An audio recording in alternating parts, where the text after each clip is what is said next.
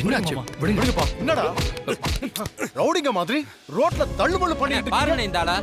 நாம ரிசர்வ் பண்ண இடத்துல வந்து அவங்க போஸ்டர் வந்து ஒட்டிருக்காங்க. அதை கிழிச்சிட்டு நம்ம போஸ்டர் ஒட்டினா நம்மகிட்டே தகராறுக்கு வராங்கண்ணே. ஏய், யார் தகராறு பண்ணா? இது எங்க ஊரு. எங்க ஊருக்குள்ள வந்து நீ தான் தகராறு பண்ற. என் போஸ்டர் நான் எங்க வேணாலும் ஒட்டுவேன். அதை கிழிக்க நீங்க யாரு? உங்க ஊருனா நாங்க ரிசர்வ் பண்ண இடமும் உனக்கு சொந்தமா? ஆமா, அப்படிதான். ஏன்னா இது நான் பிறந்த ஊரு. பாத்தீங்களாண்ணே, வந்ததுல இருந்து ஏன் ஊருன்னு மென்டல் மாதிரியா உளறிட்டு இருக்கிறதா? ஏய், மென்டல் கிண்டல்னு சொன்ன அப்புறம் நடக்கிறதே வேற. இது நீ பிறந்த ஊருங்கிறதுக்காக இந்த ஊரே உன்னோடது மாதிரி பேசினா உன்னை மென்டல்னு சொல்லாம வேற என்ன சொல்லுவாங்க? ஏய், வார்த்தை அளந்து பேசு. தோத்துருவீங்கங்கிற பயத்துல பிரச்சனை பண்றீங்களா?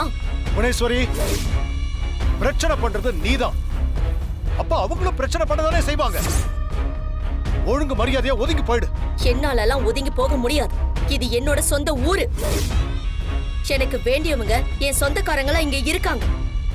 இந்த இடத்துல எங்களுக்கு தான் ஓட்டு விழும். இங்க பாரு, இது உன்னோட ஊரா இருக்கலாம்.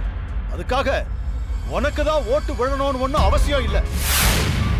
போன தடவை இந்த ஊருக்கு நான் தான் தலைவரா இருந்தேன். அதுக்காக இங்க வந்து அதிகாரம் பண்ண முடியாது. ஏய், அவரை அதிகாரம் பண்ணக்கூடாதுன்னு சொல்றதுக்கு நீ யாரு? அதிகாரம் பண்ண என்ன பண்ணுவ? என்ன குரல் ஒசருது? தேர்தல்ல தலைவி பதவிக்கு நிக்கவும் துடுக்குத்தனம் அதிகமாகுது. உன் புருஷ பக்கத்துல இருக்காருங்கிற தைரியமும் என் முன்னாடி அடங்கி நிக்கணும். நீ எல்லாம் ஒரு ஆளு, உன் முன்னாடி எல்லாம் என் அத்தை அடங்கி போணுமா? முதல்ல இடத்த காலி பண்ணு, அதான் உனக்கு நல்லது. ஏய், குடும்பம் மொத்தமா வந்திருக்கோன்னு எகிர்றியா? என்னால என்ன பண்ண முடியும் நான் கேக்குறீங்க? இந்த புவனா யாருன்னு இதை இப்ப காட்டுறேன். அண்ணே, வண்டி எடுங்க.